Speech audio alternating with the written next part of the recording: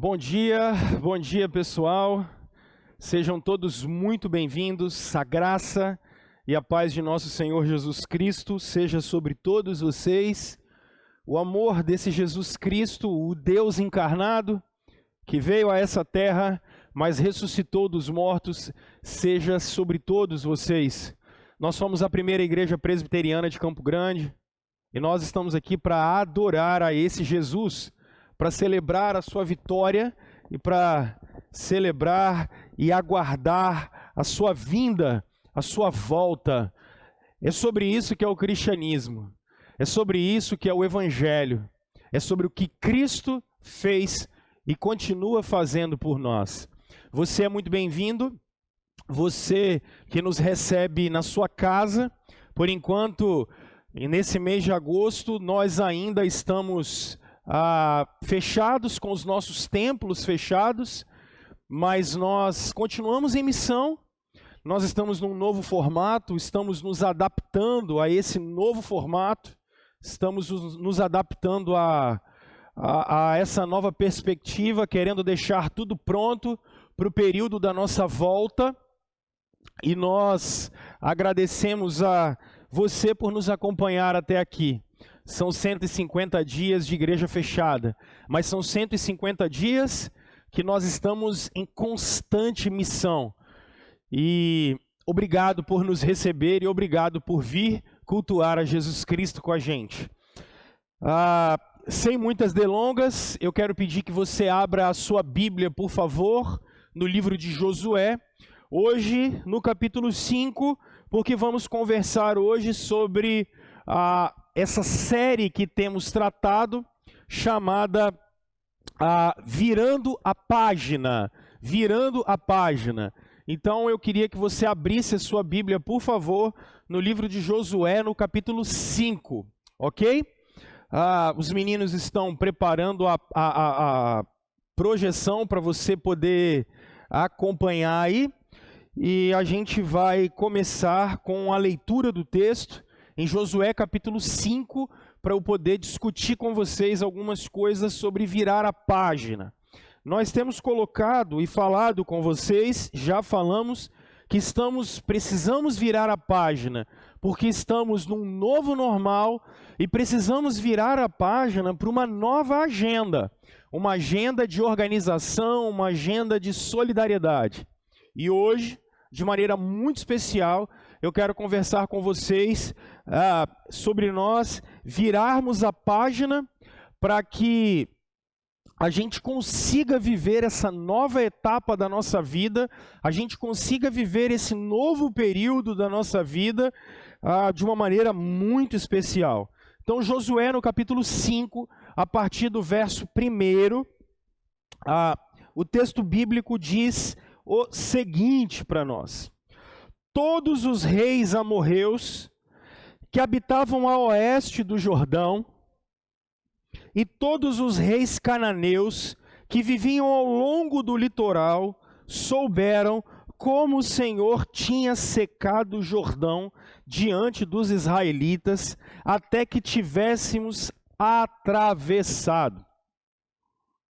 Por isso, desanimaram-se e perderam a coragem de enfrentar os israelitas. Naquela ocasião, o Senhor disse a Josué: faça facas de pedra e circuncide os israelitas. Josué fez facas de pedra e circuncidou os israelitas em Gibeate-Aralote.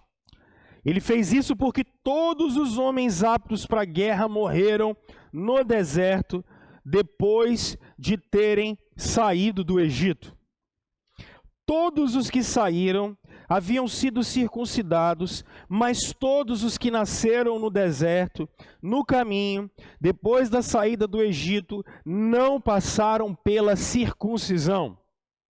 E o texto bíblico continua: os israelitas andaram 40 anos pelo deserto, até que todos os guerreiros que tinham saído do Egito morressem, visto que não tinham obedecido ao Senhor, pois o Senhor lhes havia jurado que não veriam a terra que prometera aos seus antepassados que nos daria, terra onde manam leite e mel. E o texto continua: assim, em lugar deles, colocou os seus filhos, e estes foram os que Josué circuncidou. Ainda estavam incircuncisos, porque não tinham sido circuncidados durante a viagem. Depois que a nação inteira foi circuncidada, eles ficaram onde estavam, no acampamento, até se recuperarem. Então o Senhor disse a Josué: hoje removi a humilhação sofrida no Egito. Eu removi de vocês a humilhação sofrida no Egito. Por isso até hoje o lugar se chama Gilgal. Na tarde do 14º dia do mês, enquanto estavam acampados em Gilgal, na planície de Jacó, os israelitas celebraram a Páscoa. No dia seguinte ao da Páscoa, nesse mesmo dia, eles comeram pães sem fermento e grãos de trigo tostados, produtos daquela terra. Um dia depois de comerem do produto da terra, o maná cessou. Já não havia maná para os israelitas. Naquele mesmo ano, eles comeram do fruto da terra de Canaã. Vamos orar? Deus, pedimos a bênção do Senhor nesse momento e a iluminação do Senhor nesse momento. Sua palavra só é viva quando o seu Espírito comunica ela para a gente. Ela não se torna a sua palavra. Ela não contém a sua palavra. A Escritura Sagrada é palavra do Senhor. Mas pedimos que o Espírito a comunique a nós, para que a gente possa, por misericórdia, ficar mais perto e próximo do Senhor, em nome de Jesus. Amém. Bom, pessoal, virar a página. Virar a página, estamos conversando com vocês sobre exatamente o livro de Josué. Mas essa semana, um irmão da igreja me trouxe um diálogo entre o Luiz Felipe Pondé e o pastor reformado, batista reformado, chamado Jonas Madureira. E o Pondé e o Jonas, num bom bate-papo, conversaram muito sobre isso que eu coloquei para vocês aqui. O que significa isso? A ideia é que é uma ideia de Agostinho de Hipona, um filósofo, teólogo, muito importante na vida da igreja, talvez um dos mais importantes. Tanto Lutero quanto Calvino, como todos os reformadores, eles são considerados reformadores porque voltaram a Agostinho, e especialmente quando Agostinho escreve o livro 10 das suas Confissões. As Confissões de Agostinho é um livro que você não pode morrer sem ler. As Confissões de Agostinho, elas trabalham exatamente sobre a angústia da sua alma. E especialmente no livro 10, Agostinho faz afirmações como essas, de que o ser humano não possui angústia. O ser humano é angustiado. Mas ele chega a uma conclusão ainda maior, de que o ser humano, ele não somente é imperfeito. Porque seria muito fácil eu dizer para vocês que tanto a angústia quanto a imperfeição são resultados da queda. E é verdade. Em certa monta, em certa medida, é verdade que os seres humanos são angustiados, mas são imperfeitos por causa da queda. Mas acima de tudo, os seres humanos são angustiados, os seres humanos são imperfeitos, porque eles são insuficientes. Isso é muito mais profundo. Porque significa que independente da queda, independente da criação, independente da volta de Jesus, os seres humanos sempre serão insuficientes. nós nunca seremos autônomos. Nós sempre precisaremos de uma referência. E essa referência não é só uma referência familiar, não é só uma referência sociológica, não é só uma referência de sucesso, de ser bem-sucedido na vida. Não. É porque a gente precisa de um referencial maior. A gente sabe que a vida é como sopro. A gente sabe que a gente é pequeno demais. E a gente sabe que o nosso coração padece de angústias que às vezes são terríveis.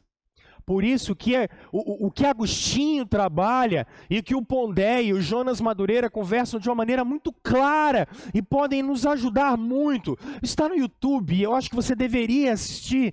O Jonas é um exemplo de um pastor reformado que consegue dialogar muito bem no século 21 e entre filosofia, política, evangelho, mas de uma maneira muito efetiva e eficaz, sem abrir mão da escritura como palavra de Deus. O ser humano é incapaz. Nós precisamos de alguém que nos capacite. Nós não temos energia por nós mesmos. Você já parou para pensar o quão limitado você é?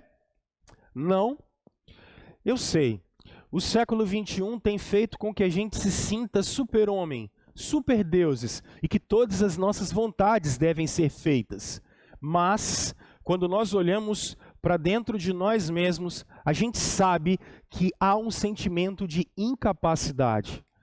Quando os nossos filhos ficam doentes, ficamos vulneráveis. Quando perdemos o emprego, ficamos vulneráveis. Quando alguma situação foge do nosso controle, ficamos vulneráveis. Porque os seres humanos sempre precisam do Senhor. E é esse diálogo que Agostinho, nas suas confissões, faz.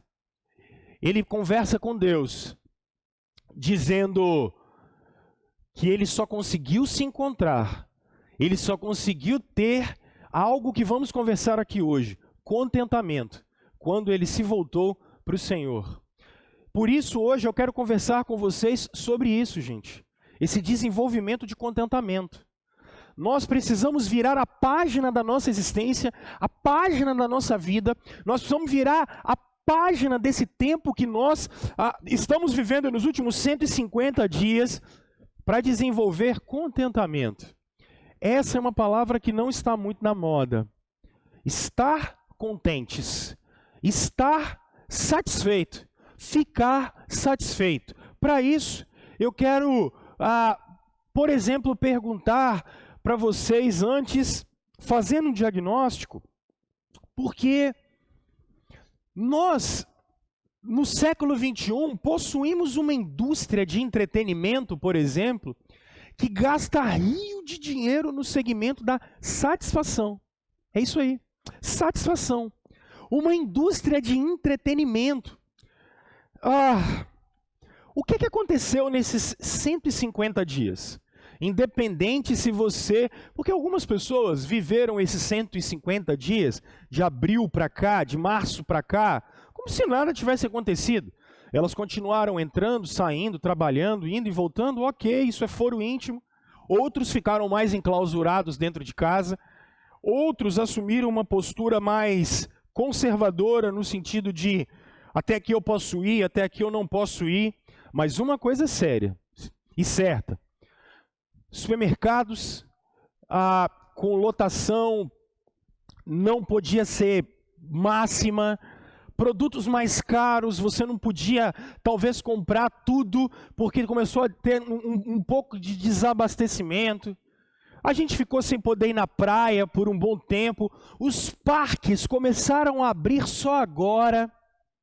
E nisso, por exemplo, canais como Amazon, Netflix, YouTube, a indústria pornográfica bombaram. Bombaram. Por quê? Porque é uma indústria de entretenimento que funciona para gerar na gente satisfação, para gerar na gente contentamento. O nível de consumo de bebida alcoólica só na cidade de São Paulo, no mês de março e abril, subiu abruptamente mais de 60%, mesmo com os bares fechados, porque as pessoas precisavam de se sentir satisfeitas. Mas não é só isso. Por exemplo, o grau, a disparada de atendimentos psicológicos, psiquiátricos, quem precisava marcar uma consulta com profissionais como esses, não conseguia. Porque a indústria de psicotrópico, de medicamento contra a depressão, estourou. Porque a gente vive com um marketing da insatisfação crescente. O que é que significa isso? Eu acabei de comprar um telefone celular, iPhone, a 25 milhões de S. Daqui a 6 meses eles lançaram o iPhone 25 milhões SS. E a indústria faz isso para você se sentir exatamente insatisfeito. E aí você compra um carro. E aí o carro que você tem daqui a pouco está insatisfeito já com ele. Porque quando você pegou a carona com um amigo que tem um pouquinho melhor, a sua cabeça e o seu coração já começaram a falar assim, não sei se esse negócio é legal. Aí você chega na porta de casa, olha para aquilo tudo e dá aquela insatisfação. Porque você diz assim, rapaz, eu bem que queria ter dinheiro para poder quebrar esse negócio aqui todo e fazer tudo de novo. Porque o marketing da insatisfação é uma coisa que está na gente. Aonde você passa. Gente, a gente é insatisfeito com tudo. Vocês veem a guerra política que a gente está vivendo? Enquanto é um partido que está no poder, a gente está insatisfeito. Aí vai outro partido para o poder, a gente continua insatisfeito. E aí toda eleição é assim, ah não, esse agora vai mudar tudo, esse agora vai mudar tudo. É a insatisfação presente o tempo todo. Agora, o que para mim é pior, é que a gente tem uma geração de jovens insatisfeitos. Isso é incrível. É uma geração, uma juventude inteira insatisfeita. Meus pais, e essa geração que eu estou vendo de pais, eu tenho sempre conversado isso com vocês, tem criado filhos para não sentir dor. Um dia desse, numa aula, eu não lembro se eu falei isso aqui ou se eu escrevi isso em algum lugar. Um dia desse, numa aula, numa conexão que a gente aqui, todos os dias ao meio-dia, nós temos oração pelo Google Meet. Terça, quarta e quinta, nós temos grupos de conexão. Todas as idades, crianças até 6 anos, até 11 anos, até 10 anos, de 11 a 13, 14 a 17, de 18 em diante. Essas pessoas sempre estão conectadas. E a turma da minha filha de 9 anos, faz 10 agora em outubro, estava mostrando umas fotografias. E foi mostrada uma fotografia de um cavalo com freio. E me chamou muita atenção que a minha filha falou assim, tadinho do cavalo, com esse freio na boca, olha como ele sofre. E aí eu fico pensando assim, eu parei para conversar com ela falando assim, filha, se os seres humanos não tivessem usado cavalos para se locomover, a gente nunca chegaria até aqui. Nós nunca, se você olhar o motor do seu carro, ele é medido em cavalos, 68 cavalos, 100 cavalos. Porque dominar a criação, porque trabalhar, e muitas vezes, muita gente teve que sofrer para chegarmos até aqui. Eu estava ontem fazendo um curral na roça com meu cunhado, e aí a gente brincou, porque o que um fisioterapeuta e um pastor entendem de roça? Nada. Só o YouTube para ensinar a gente mesmo. Mas enquanto, inclusive eu estou com uns calos de sangue na mão aqui, porque meu cunhado brincando, falando bem assim, Rômulo, esse aqui que era o antidepressivo do nosso avô, ó. Esse aqui, ele é bem prático, bem pragmático, esse aqui que era o coach da minha avó, ó. E a gente dava pancada naqueles negócios e derruba troço velho, porque nós vivemos numa geração que não pode sofrer. Vocês que têm filhos pequenos nessa pandemia, ficaram preocupados o tempo todo em como deixar os seus filhos entretidos. Você parou para pensar nisso? Porque quando eu era criança, era assim, solta o moleque na rua e deixa o pau quebrar. Hoje, nós temos uma indústria para deixar os nossos filhos como se pai fosse recreador. Na verdade, eu não sei nem se criança precisa de recreador, né? Porque o mundo lúdico dela é tão grande. Mas o que é isso? A gente não pode deixar os nossos filhos insatisfeitos. As faculdades estão cheias de garotos mimados. O ensino médio está cheio de garotos mimados. O ensino fundamental está cheio de garotos mimados. Só que a vida, a prática, a praxis diária é de sofrimento, é de dificuldade. Pastor, da onde você tirou isso? Do Gênesis, de um mundo caído, que precisa de restauração. Enquanto isso, a terra vai produzir cardos e abrolhos. Mas percebam que até a educação dos nossos filhos é assim. Por isso, a gente começou a desenvolver reações à insatisfação. Enquanto a gente estava bem, como é isso? Não quer dizer que isso aqui que eu coloquei é ruim. Eu estou meio down, eu estou meio angustiado, então o que eu faço? Eu ligo para os meus amigos, e aí eu falo assim, eu preciso sair com meus amigos, o cara fala aí que ele vai jogar uma pelada, ele vai tomar o chopp da sexta-feira, enfim, eu preciso sair com os amigos, eu tenho que espairecer, vamos ao cinema, porque eu estou angustiado, porque eu acordei hoje angustiado, e na verdade, isso necessariamente não é problema, mas quando é uma fuga é problema. Quando é a fuga da realidade, quando a gente não consegue lidar com frustrações, é quando a gente não está satisfeito com a vida. E aí alguns, por exemplo, eles vão para a prática de esporte. Vão para a prática de esporte porque, então eu não estou legal, eu não estou bem, o que eu faço? Eu vou correr 12 mil quilômetros, eu vou fazer a maratona do Ironman. Por quê? Porque ele não se sente satisfeito nada, com nunca, então ele tem que fazer alguma coisa. Mais uma vez, necessariamente isso não é ruim. Só é ruim quando estamos falando de fuga, quando estamos falando de insatisfação. Mas a gente pode ir mais além. O cara fala assim, eu tenho que fazer uma viagem. Eu preciso fazer uma viagem, eu tenho que sair daqui, eu tenho que sumir daqui.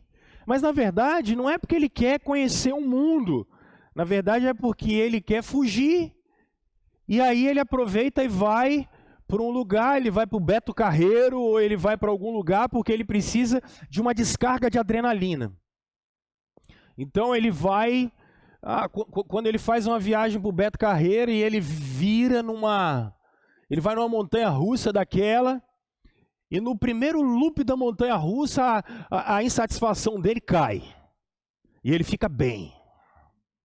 Mas isso vai mais longe. Porque a nossa insatisfação, ela pode falar assim, eu preciso de terapia. Não tenho nada contra a terapia. A grande questão é achar que a angústia do nosso coração e achar que a nossa insatisfação, ela vai ser resolvida com uma palavra mágica de algum terapeuta. Ou de algum psicólogo, ou de algum antidepressivo, ou de alguém. Não vai. Contentamento não é a partir daí. O que eu vou discutir com vocês é que contentamento é uma postura do nosso coração, é uma decisão do nosso coração. Mas aí a gente pode falar assim, eu mereço um presente. Você já se sentiu assim? Você está na rua, aí você fala assim, não, eu estou estressado demais, a vida não está boa, aquela mulher em casa é complicada, aí você olhou o seu telefone celular, aí chegou uma notícia e você fala assim, você quer saber de uma coisa? Eu estou trabalhando muito, eu mereço um presente, eu tenho o direito de me dar um presente. Você pode se dar um presente, não tem problema nenhum. Agora, quando isso é uma reação à sua insatisfação da vida, calma lá, cara pálida. A gente precisa analisar isso. Isso é necessário? É preciso? Ou é uma fuga? Mas, alguns que estão insatisfeitos, por exemplo, com o seu casamento, com o seu noivado, com a sua relação de compromisso, resolve viver uma nova paixão, para sentir aquela adrenalina no coração. Afinal de contas, essa mulher que eu casei, ou esse homem que eu casei, ele não me faz mais feliz. Como se casamento fosse para felicidade e não para santificação. Como se casamento fosse para felicidade e realização própria e não para perpetuarmos a imagem e a semelhança de Deus. E aí essas pessoas buscando uma nova satisfação, elas falam, vamos viver uma nova paixão. Ou algum cara que está insatisfeito com a vida, o que ele faz? O motoqueiro fecha ele e ele sai de dentro do carro e dá-lhe logo umas bolachas na cara do cara, porque afinal de contas aquele cara não tem o direito de me fechar e quebrar o retrovisor do meu carro. Ou o vizinho que tem um som muito alto, e aí você vai lá e bate na porta da casa dele e fala que vem cá, eu vou aí que eu vou quebrar a sua cara, rapaz. Por causa da insatisfação, por não saber conviver com pessoas. Mas a gente ainda pode ir mais além. Alguns que para fugir do problema precisam encher a cara ou se encher de droga. Normal. O cara perdeu a família, o que ele faz? Ele não consegue lidar com a realidade, então ele enche a cara. Ou ele se droga. O cara não consegue lidar com as frustrações da vida, porque o século XXI ensinou que você pode ser o que você quiser. E a gente sabe que não é assim. Eu tenho dons. Eu não vou jogar bola igual o Neymar, o Cristiano Ronaldo e o Messi nunca. Eu vou mal dar umas cacetadinhas ali. Eu não posso ser um craque do Barcelona. Esquece, eu nem tenho dom para isso. Mas como o século XXI enganou a gente, aí a gente fica frustrado. Frustrado com a vida familiar, frustrado com a vida.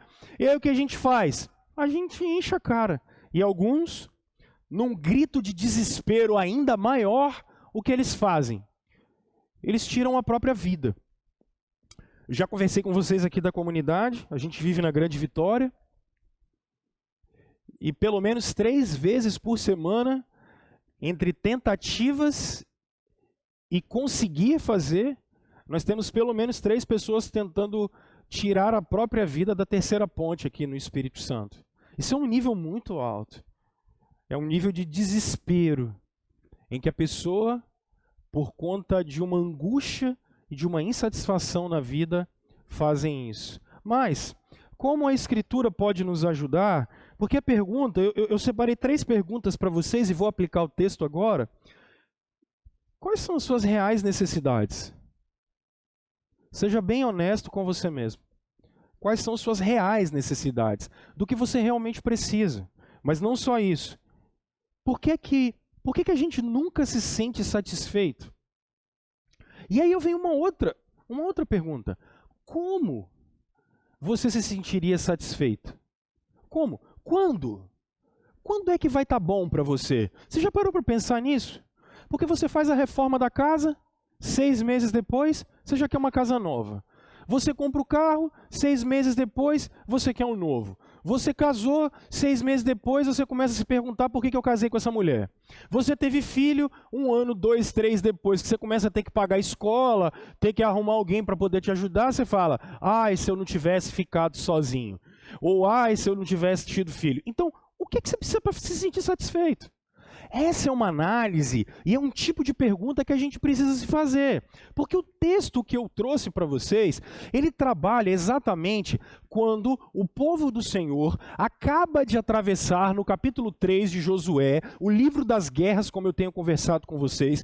O povo acaba de atravessar o Jordão.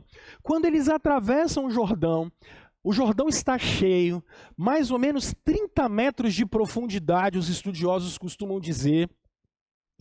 E o que tem pela frente? O que tem pela frente são 7 povos, que o verso 1 desse texto só fala de 2. Mas a gente sabe, segundo o livro do Deuteronômio no capítulo 7, que são 7 nações nessa terra, que antes era a terra que Abraão comprou, mas porque eles tiveram que ir para o Egito, essas nações tomaram a posse da terra. Então Israel, na verdade, só está vindo tomar posse de uma coisa que já era deles.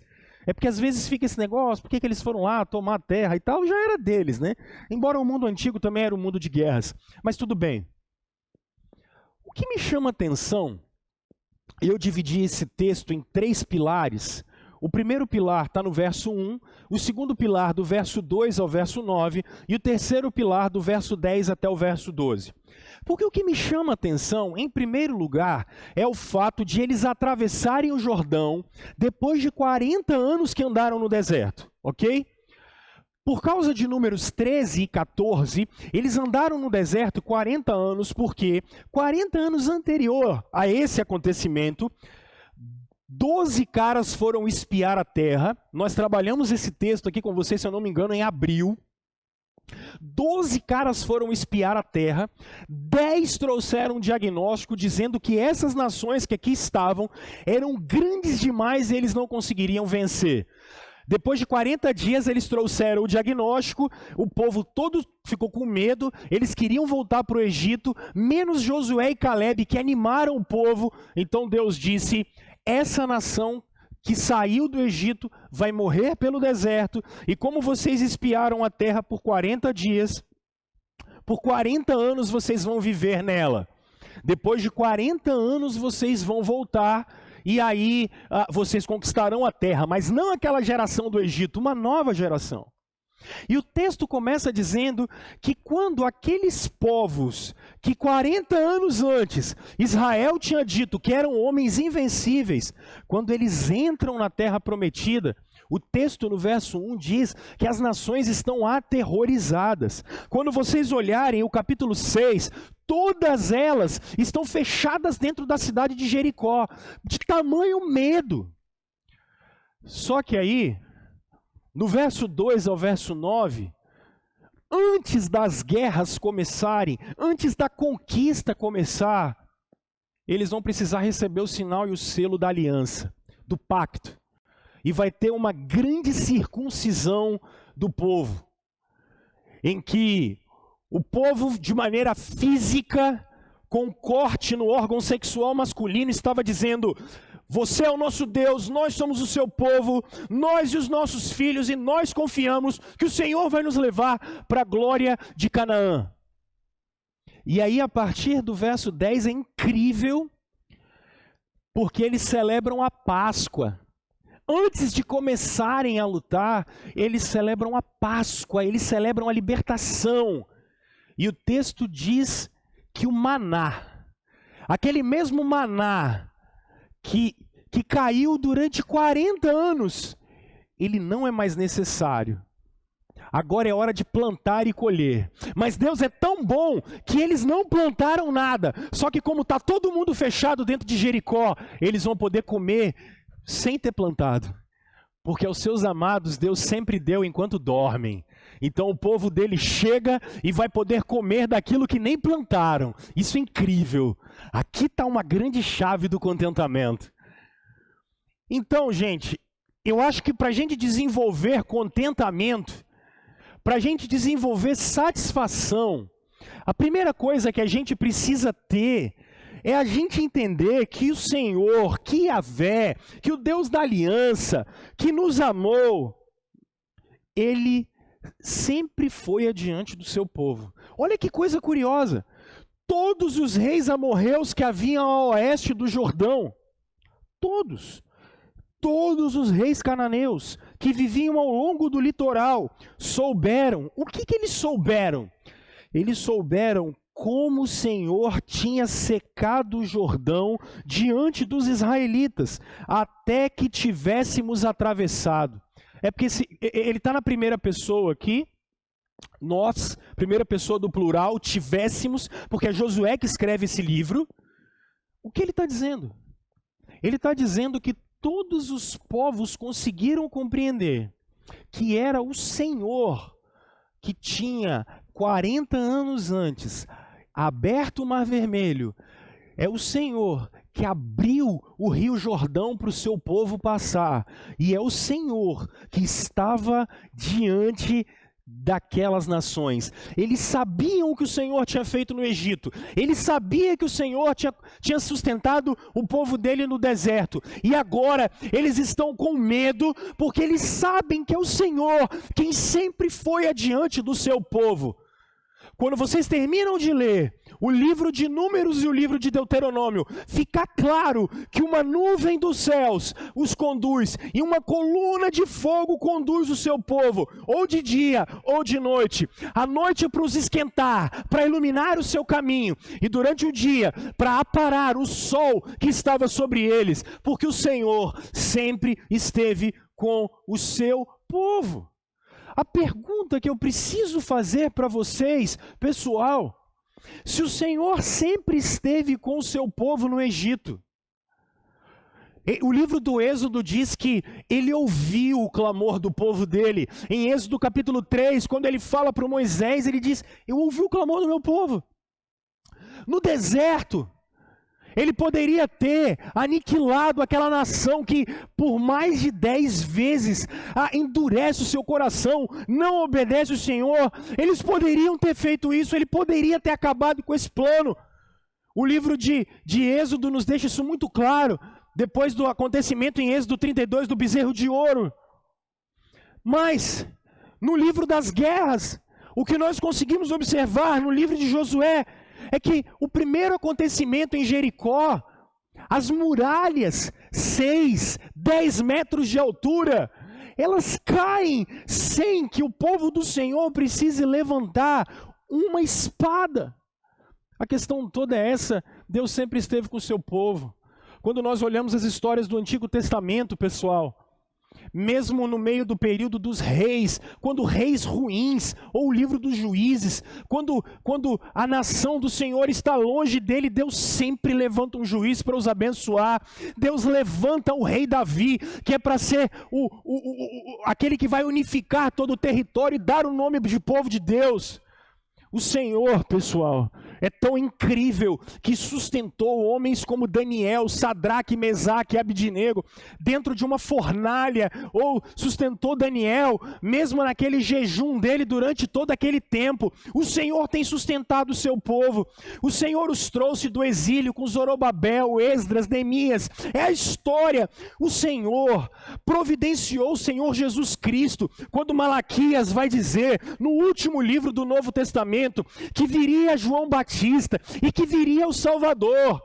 O Senhor Jesus, o Deus encarnado, aquele que veio a essa terra. Eu vou conversar isso com vocês agora. O Senhor Jesus disse, quando estava aqui, que Ele não nos deixaria sós, que Ele estaria com a gente em todo e qualquer momento, que a mão dEle estaria sobre nós. E Ele disse que quem faria isso é a terceira pessoa da Trindade, o Senhor Deus Espírito Santo, que selou o povo de Deus, Efésios capítulo 1, verso 13 e 14, que selou o povo de Deus, que amou o povo de Deus, que santifica o seu povo. O Senhor sempre foi à nossa frente. Filipenses capítulo 1, verso 6, aquele que começou a boa obra em vós há de completá-la até o dia de Cristo Jesus. 2 Tessalonicenses, no capítulo 4, por exemplo, a volta do Cordeiro, a volta do Messias. O Senhor Jesus ora dizendo assim: Pai, eu te agradeço porque eu não perdi nenhum dos que você me deu. E não só isso, gente boa de Deus. Ele diz, não só aqueles 12, porque ele diz que só o filho da perdição ele perdeu, porque assim estava profetizado. Mas ele diz, eu não oro só por esses, eu oro por todos aqueles que crerão. Pastor Rômulo, aonde você quer chegar com isso? Gente, Deus sempre foi adiante de nós. Deus sempre foi suficiente para o seu povo. Quem vai guerrear por essa gente é o Senhor. Quem vai cuidar de mim e de você todos os dias é o Senhor. A pergunta que a gente se faz aqui, e eu vou repetir essa pergunta algumas vezes para você: o Senhor é suficiente para você? Ou quantos milhões de dólares serão suficientes? Ou quanta compra vai ser suficiente? Ou quantas promoções de cargos e salários serão suficientes? Se Jesus não for suficiente para nós, nada nessa terra será suficiente para mim e para você. Se nós não voltarmos o nosso coração para o Senhor, entendendo o que aconteceu naquela cruz, quando Ele deu a sua vida, ressuscitou, e a gente voltasse para Ele, nós nunca conseguiremos contentamento. Nunca conseguiremos contentamento. Para que você vire a página e tenha contentamento, meus irmãos, vocês não estão sós. O Senhor sempre esteve com vocês. Agora, uma outra coisa é esse pilar que eu acho interessante. Se por um lado o Senhor sempre esteve com a gente, por outro lado, eu acho que a gente precisa entender que Deus sempre confirmou a sua aliança com o seu povo. E isso precisa ser fonte de contentamento para mim e para você. Perceba o que acontece do verso 2 ao verso 9. Antes de eles começarem a fazer qualquer tipo de atitude, qualquer tipo de ação, o que é que vai acontecer aqui? O que vai acontecer é o seguinte: em Gênesis capítulo 17, para Deus formar o seu povo, você precisa se lembrar que depois do dilúvio, em Gênesis 10, 70 nações são formadas, e dessas 70 nações, Deus escolhe um cara, o Abraão, para formar o povo dele. Só que esse povo dele, ele é diferente de todos os demais, porque com esse povo Deus tem uma relação estrita, é uma relação estreita, é a igreja de Deus. O século 21 tem abandonado isso. Deus possui um povo nessa terra. Quando o apóstolo Paulo diz, eu já estou crucificado com Cristo, significa que nós, que somos cristãos, que compreendemos o que Jesus fez naquela cruz, que nos arrependemos dos nossos pecados, que nascemos de novo pelo Espírito, nós não seremos julgados no último dia, porque já fomos julgados naquela cruz. Por isso Deus tem uma relação diferente com a sua igreja, com o seu povo, que não é mais Israel, mas que está espalhado nos 4 cantos da terra. Não perca isso de vista, senão vocês não vão compreender a dinâmica do que é a igreja e o povo de Deus. Ele vai mandar essa nação se circuncidar.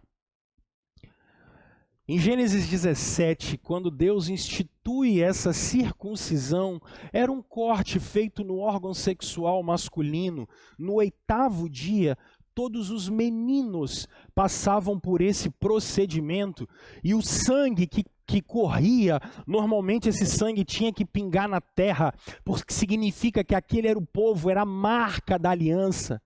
Era a fé dos pais na vida dos seus filhos. E isso todos os meninos de Israel tinham que fazer. Agora essa geração do Egito, que saiu do Egito no deserto, por alguma razão que ninguém sabe explicar qual é, eles ficaram 40 anos sem o sinal e o selo da aliança. Sem declarar fisicamente no seu corpo que Ele é o nosso Deus e nós somos o seu povo. Então, antes de eles começarem a trabalhar para o Senhor, antes deles começarem a conquistar para o Senhor, o que é que eles têm que fazer? Eles precisam do sinal visível da aliança, do pacto. É engraçado que para nós hoje esse sinal visível da aliança são 2, né? Batismo e Santa Ceia. E isso é curioso. Porque nós vemos esses 2 fenômenos aqui. Depois que eles foram circuncidados, o verso 9 vai dizer que Deus removeu a humilhação do seu povo. Porque aquilo era um sinal de adoção. Vocês são o meu povo. E agora o que eles vão celebrar? A Páscoa, a libertação. Esses 2 sinais estão visíveis para nós hoje ainda, porque a circuncisão é substituída pelo batismo. Porque pela fé, Abraão foi circuncidado, ele e a sua descendência. E nós, segundo o Senhor Jesus, pela fé, fomos batizados, nós e a nossa descendência. Mas não é só isso. Porque a Páscoa foi o dia que o Cordeiro de Deus, ou melhor, os cordeiros foram mortos para que a maldade do povo não sobressaísse. O Cordeiro foi morto e o sinal visível dele estava colocado nos umbrais da porta. Mas para que aconteceria isso? Porque quando o anjo da morte passasse, aonde a marca do cordeiro estivesse, a morte não teria poder. Mas os primogênitos do Egito morreram. Então, foi um dia de celebrar a libertação da escravidão. Foi um dia de celebrar a libertação que eles tinham de Faraó, do Egito, da escravidão, porque eles foram adotados, eles são filhos de Deus, eles são servos do Deus Altíssimo. Por isso é hora de celebrar para eles, celebrar a adoção, celebrar a salvação, celebrar o Deus que os guiará em glória até a terra que mana leite e mel, é celebrar a aliança. Agora, pessoal, como isso, pastor Rômulo, pode ser aplicado para nós? Gente, é simples. A pergunta que eu tenho que fazer para você é: você sabe os reais benefícios da salvação em Jesus Cristo? Eu acho que isso é incrível. Por quê? Porque não precisa mais haver circuncisão. Mas por que, pastor Rômulo, não precisa mais? Porque, como eu disse para vocês, o batismo substituiu isso. Eu estou louco para a gente voltar, porque eu estou louco para jogar água na cabeça de um monte de gente. Gente que se converteu, gente que já estava aqui. Eu estou louco para celebrar o que, pastor? Celebrar a purificação de pecados, celebrar a adoção. Nós éramos escravos do pecado e filhos da ira, mas Ele nos deu esse sinal visível. Nós somos circuncidados, mas não cortaram um pedaço do órgão sexual masculino de ninguém. O que foi cortado foi o pecado de dentro do nosso coração. E a Páscoa, pastor, pessoal, não foram os primogênitos do Egito que morreram agora. Quem morreu foi o primogênito Filho de Deus no nosso lugar. O Cordeiro de Deus que tira o pecado do mundo. É isso que é o Evangelho. É a manifestação de Jesus Cristo.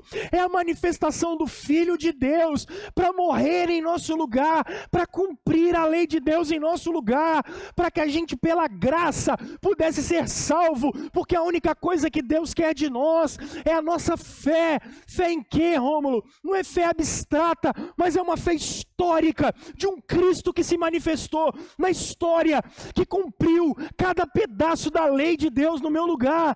Eu tenho o pecado original, mas ele não tinha, porque ele é Deus encarnado. Eu descendi de Adão, mas ele é o Filho de Deus. Por isso eu fui adotado. Ele veio e os fariseus olham para ele, e ele olha para os fariseus e diz: qual de vocês vai me convencer de pecado? Ele não vai herdar o pecado de Adão e também não vai herdar a corrupção da raça humana.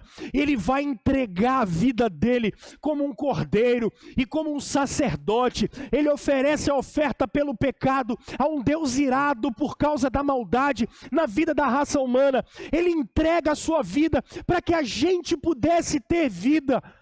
Por isso, no último dia, quando o Senhor Jesus rasgar os céus, a única coisa que Ele vai dizer para aqueles que confessaram Ele como seu único e suficiente Salvador é: vinde benditos de meu Pai.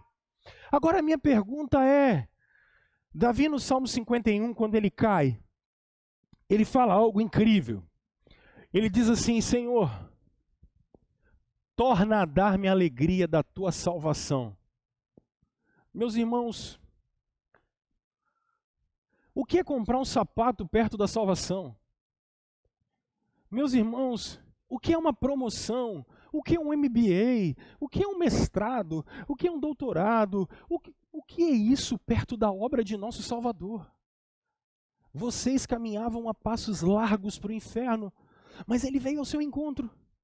Vocês caminhavam como filhos da ira, escravos do pecado. Ele, como os profetas do Antigo Testamento dizem, pegou gente como eu e você e lavou a gente. A Escritura diz que nós éramos uma prostituta suja, completamente emporcalhada. Mas Ele, como um noivo, nos resgatou das ruas da amargura, nos deu um novo nome, nos chamou de filhos de Deus. E Ele tem preparado a eternidade para a gente. Por isso, meus irmãos, Se Cristo não for suficiente para nós, eu não estou de maneira nenhuma aqui dizendo que estudar não é bom, tem que fazer voto de pobreza. Você precisa ter um pouquinho mais de raciocínio. O que eu estou querendo dizer é que contentamento vai vir quando a gente entender que temos uma aliança com o Senhor e Ele tem cuidado de nós. E que o Salmos 23, quando diz que a gente pode passar pelo vale da sombra e da morte. Essa história de que crentes não sofrem aflição, isso é ridículo. Isso é ridículo. E aqui vai uma palavra para você. Você que é relativista. Eu estava um dia desse, eu tenho um grupo de colegas, estudamos juntos quando criança, durante 10 anos, num colégio de freira.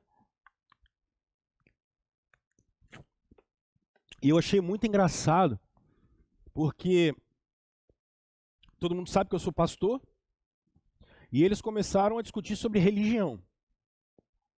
E depois que eles discutiram lá, sabe quando você olha grupos de WhatsApp que tem 500 mensagens? Eu não vou entrar numa furada dessa. E se você fica discutindo, especialmente por rede social, e discutindo por WhatsApp, você é tolo. Olha aqui, dentro do branco do meu olho, você é tolo. Tolo. Leia o que Paulo escreve para Timóteo. Fuja das discussões que não levarão você a lugar nenhum. De novo, tolo. Se arrependa dos seus pecados e haja como um filho do reino. Tolo. Deixa eu voltar. É porque a gente acha que vai mudar o mundo pela internet hoje em dia. Mas tudo bem. Dentro dessa conversa, uma moça, talvez influenciada pela nova era, pela cosmovisão da nova era, ela falou que ela faz a própria crença dela. Achei engraçado, bacana. E ela mistura um pouco de cada religião. Um pouco de física quântica. E aí ela vê no que vai dar. Mas um dia desse ela foi atrás de um rapaz para melhorar a performance psíquica dela. Que são em 7 níveis. Mas ela viu que quando chegou no 2 já estava bom. Aí, para melhorar, botaram embaixo marcado assim. E aí, Rômulo? Eu olhei aquilo e falei bem assim, pessoal, vocês entendem bastante de matemática. Eu estou fora desse negócio aí, porque de física e matemática eu não entendo nada. E dei uma risadinha para sair fora dessa confusão toda. Mas deixa eu dizer uma coisa e quero reafirmar isso aqui. Não, todos os caminhos não levam a Deus. Não, fé não é algo abstrato. Não, a salvação é única e exclusivamente a partir de Jesus Cristo e não há outro caminho. Quando ele diz que ele é o caminho, ele é a verdade e ele é a vida, não há relativização da fé, não há relativização do caminho. O que há é algo objetivo e é por isso que é tão imperativo que você, que se diz discípulo de Jesus, abandone o relativismo moral, abandone o relativismo histórico, abandone o relativismo da fé e comece a falar de maneira amorosa e a chamar as pessoas a um arrependimento sincero, uma confissão de pecado sincera para voltar a Cristo. Por isso é necessário que a gente viva, conviva, ame, acolha todas as pessoas indiscriminadamente, porque a nós foi dado o dever de testemunhar da salvação que nos alcançou. Contentamento vem em saber que eu era um desgraçado, pronto para ir para o inferno, mas Cristo me salvou. Isso tem que ser maior do que a frustração porque eu tenho um carro 2015 e queria um 2020. Porque o meu Play 4 está quebrado e eu não tenho mais o que fazer. Eu termino, gente, dizendo para vocês que o Senhor sempre providenciou o necessário para o seu povo. Pastor, como é que planta no deserto? Não planta. Como é que colhe no deserto? Não colhe, mal chove, né? Não tem chuva, não tem água. Então o que tem? Tem maná. No deserto tem maná. Mas e agora, pastor? Agora? Agora eles entraram na terra.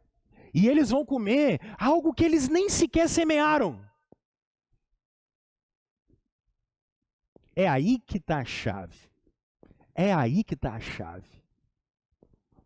Pessoal, Deus sempre deu o que o seu povo precisa. Anota isso, pelo amor de Deus. Deus não te dá o que você quer.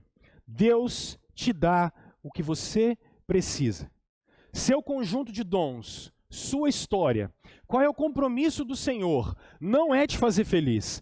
O compromisso do Senhor é fazer você crescer até a estatura de Jesus. O compromisso do Senhor comigo e com você é te glorificar.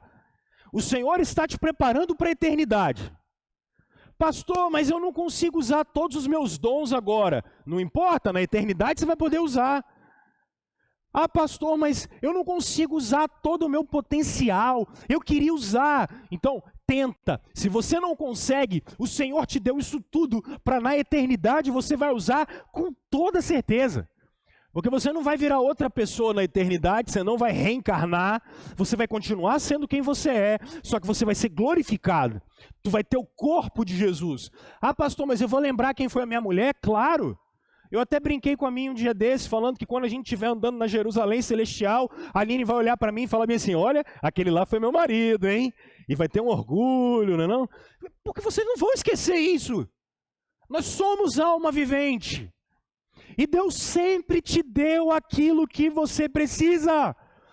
Olha a sua vida, Deus sempre te livrou, Deus sempre te sustentou. Pastor, mas teve um período da vida que foi muito difícil, eu sei, meu irmão. Mas Ele sempre está te treinando, porque Ele está visando a glória. Ele está te preparando para a volta do Filho dEle. Ele está te preparando para a eternidade.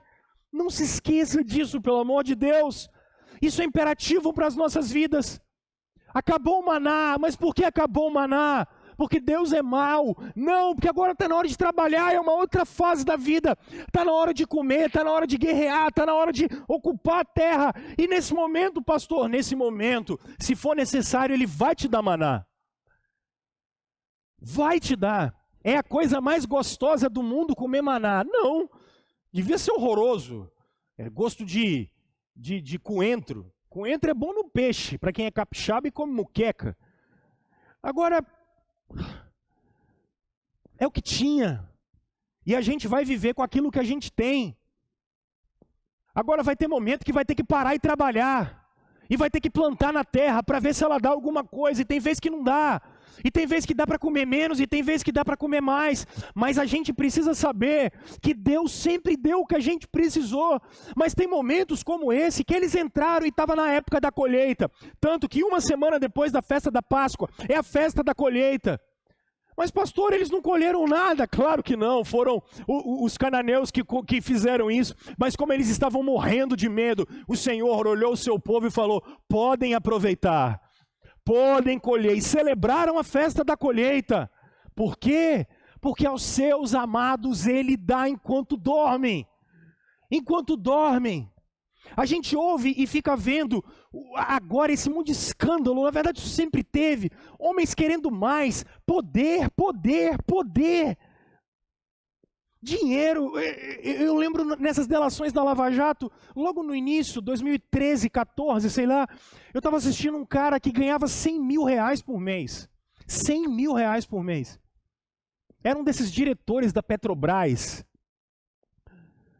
E aí perguntaram para ele, quanto é que você ganha por mês? 2013, 14, ele falou 100 mil reais por mês. Aí ele falou assim, você precisava roubar? Ele falou, não. Mas é o esquema, é o jeito, sempre foi assim. Crime de colarinho branco não é de pobre, é de rico. Porque os seres humanos nunca estão satisfeitos. Nunca estão satisfeitos. Mas olha para cá. Olha o que a Escritura nos diz. O apóstolo Paulo, escrevendo para Timóteo, diz, de fato a piedade com contentamento é grande fonte de lucro. Grande fonte de lucro. Pois nada trouxemos para esse mundo e nada vamos levar desse mundo. Agora, olha a frase que Paulo fala. Ele diz, por isso, tendo o que comer e tendo com o que vestir, estejamos satisfeitos. Olha só, isso é contentamento. Eu tenho o que Deus me deu. Olha como é que ele continua dizendo. Os que querem ficar ricos caem em tentação. Aqui eu já falei que não é voto de pobreza, porque riqueza é dádiva para abençoar. Em armadilhas e em muitos desejos descontrolados e nocivos, que levam os homens a mergulharem na ruína e na destruição. Pois o amor ao dinheiro é a raiz de todos os males. Algumas pessoas, por cobiçarem o dinheiro, desviaram-se da fé e se atormentaram a si mesmas com muitos sofrimentos. Contentamento, gente. Agora, olha que maluquice que o apóstolo Paulo fala aqui agora. Na carta aos Tessalonicenses, os Tessalonicenses estão falando que Jesus já voltou. Por isso, não tem heresia nova, tá? Isso aqui é do ano 50 depois de Cristo, e eles já estavam com esse problema. Olha o que Paulo diz. Quando ainda estávamos com vocês, nós lhes ordenamos isto. Se alguém não quiser trabalhar, também não coma. O Senhor nunca foi adepto à tristeza, porque o guarda de Israel não dorme. Deus trabalha 24 horas por dia, 7 dias por semana, 365 dias no ano. Mas a grande questão é quando a gente é escravo da insatisfação, do trabalho, do consumo e do dinheiro. O que você faz com isso? Eu acho que eu quero estudar isso com vocês no futuro, talvez no ano que vem, quando a gente voltar. O Catecismo Maior de Westminster, ele diz assim, como ser alguém contente? E aí eu termino aqui. O que você faz com isso? O Catecismo Maior de Westminster começa dizendo qual é o fim supremo do homem. A resposta? O fim supremo e principal do homem é glorificar a Deus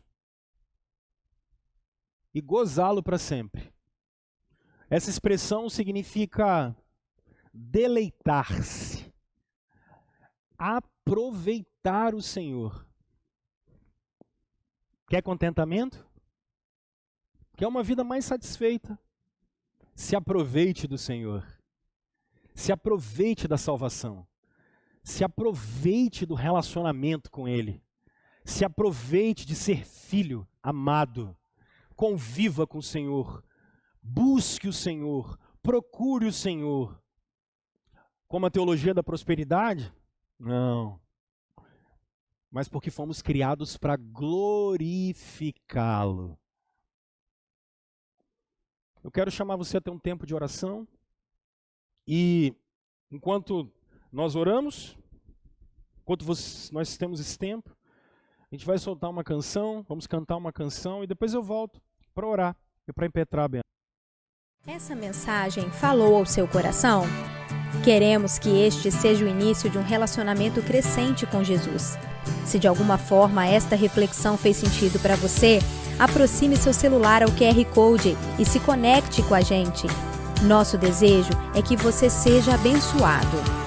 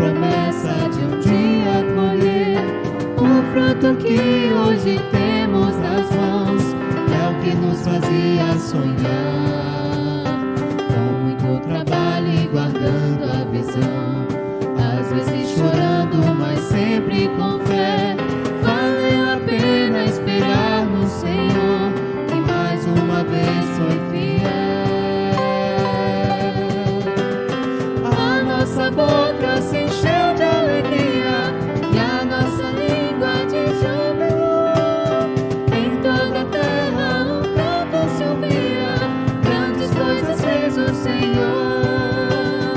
A nossa boca se encheu de alegria e a nossa língua de júbilo. A nossa colheita tem sido abundante, cumpriu-se a palavra de Deus. A nossa boca se encheu de alegria e a nossa língua de júbilo.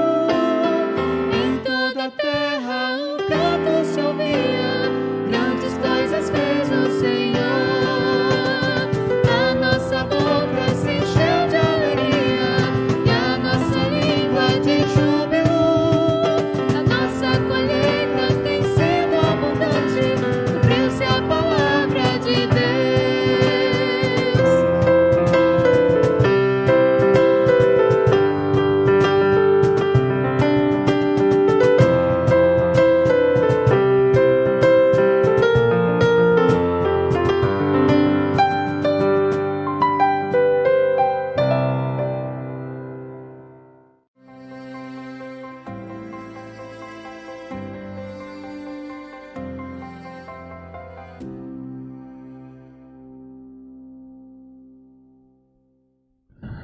Vamos orar?